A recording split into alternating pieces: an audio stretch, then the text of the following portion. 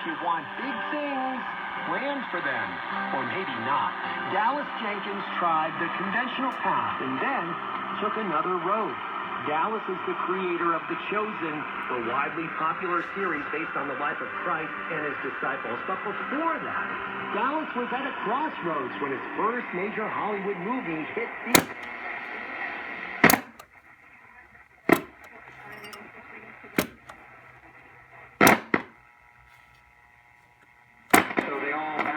Future projects, and I was immediately a director with no future.